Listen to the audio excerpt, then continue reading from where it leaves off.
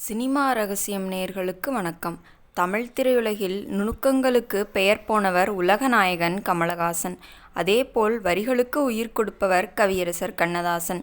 இவர்கள் இருவருமே தமது துறையில் ஜாம்பவான்கள். ஆனால் ஒரு குறிப்பிட்ட திரைப்படத்தில் கண்ணதாசன் எழுதிய பாடல்கள் மற்றும் அதன் வரிகளுக்காகவே கமல்ஹாசன் அந்த படத்தில் நடிக்க தயங்கினார் அல்லது சில மாற்றங்களை கோரினார் என்றால் உங்களால் நம்ப முடிகிறதா?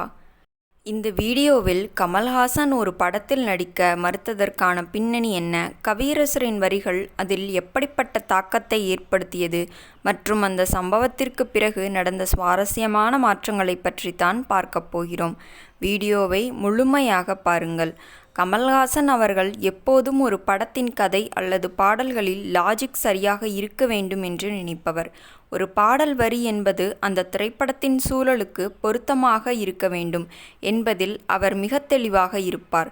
குறிப்பாக 70 மற்றும் 80களில் கமல் வளர்ந்து வரும் நட்சத்திரமாக இருந்தபோது கவியரசர் கண்ணதாசன் தான் அனைத்து முன்னணி படங்களுக்கும் பாடல்கள் எழுதி கொடுத்திருந்தார். ஒரு குறிப்பிட்ட திரைப்படத்தின் பாடல் கம்போசிங்கின் போது கவியரசர் கண்ணதாசன் சில வரிகளை எழுதி கொடுத்தார். அந்த வரிகள் மிகவும் அழகாகவும் தத்துவார்த்தமாகவும் இருந்தன. ஆனால் அந்த படத்தில் கமல்ஹாசன் ஏற்றிருந்த கதாபாத்திரத்தின் தன்மைக்கு அந்த வரிகள் சற்றே முரணாக இருப்பதாக கமல் கருதினார். கவியரசரின் வரிகள் மகத்தானவை என்பதில் கமலுக்கு மாற்று கருத்து இல்லை. ஆனால் ஒரு இளைஞன் தன் காதலியிடம் பேசும்போது இவ்வளவு முதிர்ச்சியான தத்துவங்களை பேசுவானா என்பதுதான் கமலின் கேள்வியாக இருந்தது.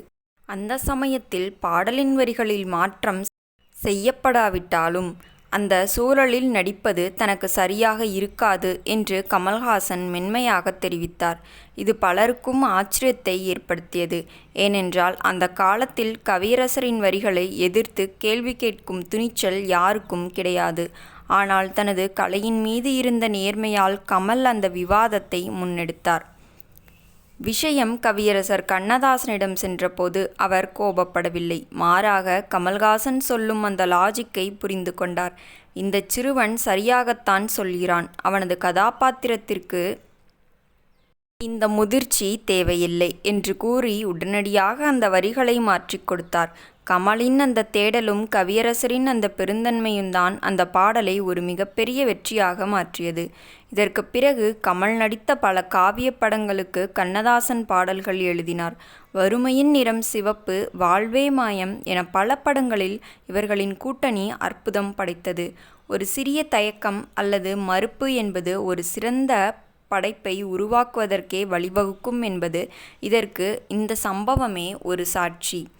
கமல்ஹாசன் போன்ற கலைஞர்கள் வரிகளை வெறும் சத்தமாக பார்க்காமல் அதை உணர்வுகளாக பார்ப்பதனால்தான் இன்றும் நமக்கு நல்ல படங்கள் கிடைத்திருக்கிறது. இந்த வீடியோ உங்களுக்கு பிடித்திருந்தால் மறக்காமல் வீடியோவிற்கு ஒரு லைக் கொடுத்துவிட்டு நமது சினிமா ரகசியம் சேனலை சப்ஸ்கிரைப் செய்து கொள்ளுங்கள். நன்றி, வணக்கம்.